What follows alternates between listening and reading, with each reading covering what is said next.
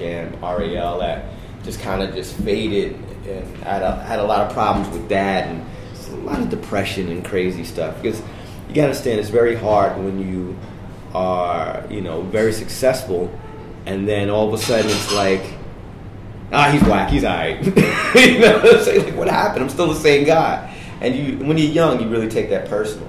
So that more or less represented Gravediggers for my part of it.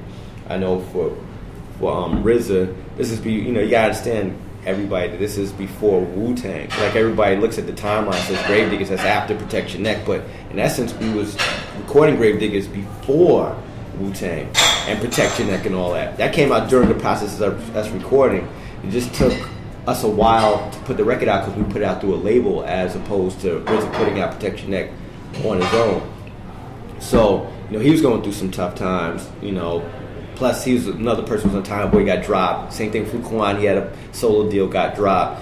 Poetic had a solo deal, did his whole album, and got dropped. So we were just all sad sacks together, like, we're going to show him, we're going to get him, we're going to do this. And that was the mission, collectively, instead of individually kind of making ourselves, you know, higher than 6 feet deep. That was the idea, more or less.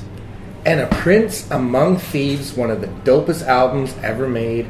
Tell us about the collab that you did with Exhibit, Chubb Rock, Everlast, Big Daddy Kane, and Kool Keith. Wow. Prince Among Thieves is very... put like this, it was an album that I wanted to do for a long time. And when I had my label deal with Russell Doodleman, I kind of proposed the idea to him, but he didn't understand, and he asked me to... he'd asked me to demo it, and that's something that's hard to demo. You know what I'm saying? It's like when I'm just make a short story and a song to go with it. So it's something I couldn't do. So Tommy Boy gave me the opportunity to use my imagination to the fullest and work with, like, for example, like a Chubb Rock, who at the time, it was like I said, it was kind of hard for me to get in touch with him, and I was thought he could. I tried to find MCs that could play parts that I had in my head when I scripted it out. And him is Mr. Large, you know, come on, who could be better than that? Everlast as the crooked cop. You know, I remember first Everlast was a little nervous because he said, man, I want people to think I'm really like this. And I was like, you gotta trust me, it's a character. If anybody says anything, I'll take the weight. And da-da-da-da, and doing that. And Kool Keith as a weapons specialist, I thought was insane because, you know, just by lyrically, by all the stuff that he does, I knew he could pull it together. And the cool thing about Keith, that's when I play words. The cool thing about working with him is that, you know, you'd always hear these horror stories about Keith. Oh, Keith, he doesn't do this, he doesn't do that. You know, he's crazy. He doesn't come in on time. Yo, he was on point. I have nothing but good things to say about him because he came to the studio because I recorded Everlast and him on the same day. I was in LA at the time, and he came in with a gun magazine. And he was writing his rhyme. He did his research. So when you listen to the lyrics on Weapon World or Prince Among Thieves, that's some serious, thorough research. I mean, he exaggerated a little bit, as Kool Keith would do, because he's just, you know, ill like that. But, you know, he came across well. And same thing with Big Daddy Kane. Like, I was like, you know, I tried to not get people too far out of their persona. And for him to play Count Macula, I thought was perfect because Big Daddy Kane is just cool. He's just, every time, even today you see Kane, he's just like, yeah, what's up, blah, blah. You know, he's that same dude, you know. And back when I used to record Kane, because I did a few songs from, like, in the early 90s, late 80s, you know, I just knew that persona of him. And I always like, yo, if there's an icon for cool and for macking and for whatever else you want to do, that would have to be Kane. And the women used to love him, so who's better experienced than Big Daddy Kane is Count Macula.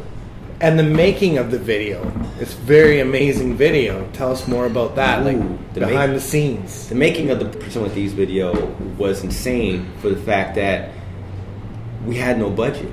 So, and you know, unlike now where you can have no budget and have a digital camera and you can edit Final Cut Pro on a computer, that's great. But back in the days of non-digital and film, making a video of that magnitude with, you know, I think it was like $15,000. It's not a lot of money in the scope of videos. Because remember, Puffy was making videos $100,000 and better, and everybody's making videos. The average cost of video back then, a decent video was $50,000 and up. $25,000 was like on the cheap end. Well, $50,000 and down was like on the cheaper end. So, it was pulling a lot of favors. It was getting a director, which I unfortunately can't remember his name at the time, who was really willing and eager to, I guess, want to make a name for himself and seen enough in the project to think that it was kind of cool to kind of record and do. So, I mean, it was a tight schedule and everybody was on time. One thing I have to give about everybody who was on that album, and these are all named people, they were very professional. They took it seriously.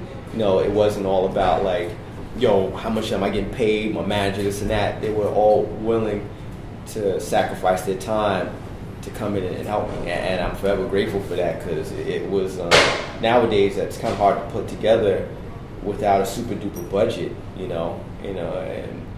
it worked out. It was fun. It was a lot of fun.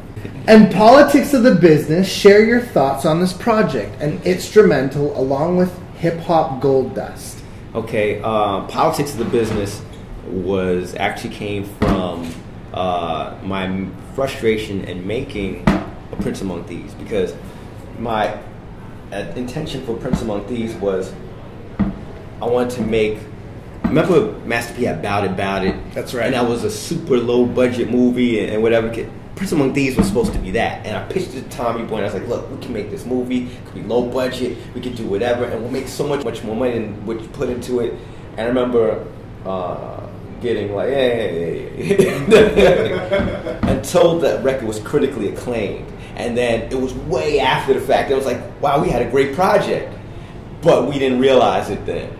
And it kind of upset me because I saw them pour so much money into all these crappy groups. I'm not going to name any names, but look, groups circa 98 to 2004 on Tommy Boy that they put so much money into, and I couldn't let alone get a sticker. You know what I'm saying? Like, so, it wasn't like I was trying to make them lose money. It's like, we can make money. And there was a lot of hood movies coming out then that was, that was making money. Low budget hood movies. So Politics of the Business was kind of offshoot of that, and it was me having a conversation with the label and them telling me that I need to make an album of all singles, and album cuts don't matter and albums don't matter. And I remember that. And I was, me being a purist and a music purist, I'm like, what, you crazy, blah, blah, blah. And I was like, all right, I'm going to give you that. I'm going to give you an album of just all fast food music. And I did that to the detriment of my own self, actually, because people didn't get it. It was a very sarcastic record, and the sarcasm got lost in translation. And I listen to the album now, and I like it, but I think at that time people were expecting something different from me, and I can respect that. At Prince Among Thieves, it was something similar, I guess, to that, or in that vein of what I do.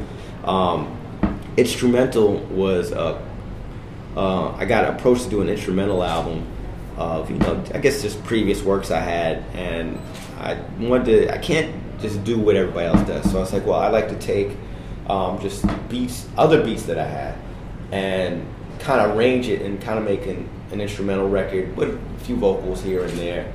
And it was just there's really not too much to say about that. It's just a bizarre record, And Baby Elephant, collabing with Parliament, featuring George Clinton, Shock G, to name a few. Let us know. Baby Elephant was a great project for the fact it gave me an opportunity to work with Bernie Worrell, who was a major, or not was, but is a major influence in my music, along with George Clinton. Like, those two guys to me were like the pulse and beat of Parliament Funkadelic. So it was an opportunity for me to learn a lot from them. And working that project, we were able to pull in Shock G, who everybody knows is a big Parliament Funkadelic fan. So that, to me, it was a given. We had pulled in this one by the name of Gabby Lala, who's more or less popular probably in like Northern California, and just like a whole bunch of people actually. Along collaborating with my friend Newkirk, a long time friend of mine.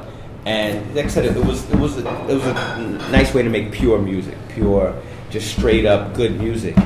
And actually, it's set for me to learn from Bernie Worrell, and it was like, it's like the best college you can get. I don't see why artists don't do that more often. It is work with people who you admire and learn from them, and stop trying to be. Everybody has to be the next thing, There's a lot you can take from the past and put into your own music and make your music better and move it forward. So I don't get it. It's just dumb.